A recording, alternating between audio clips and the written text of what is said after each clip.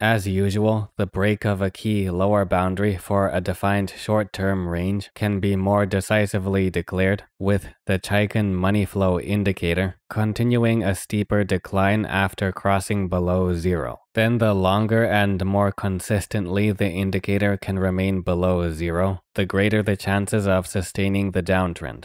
And naturally, we see the reverse on the way back up for a major uptrend, where the break over a key level is more decisively confirmed with positive Chaikin Money Flow indicator values that continue to rise. And indications of more suitable conditions for bullish continuations are present when values of the indicator consistently remain well above zero. Now, with the discrepancy and flaw of this indicator regarding gaps, it is more likely there could be short-term breaches under zero, even though price continues to rise, albeit on a shallower angle. Under such conditions, a bullish perspective would still desire the indicator to still remain consistently above zero. Otherwise, there could be an indication of increasing neutral to bearish sentiment.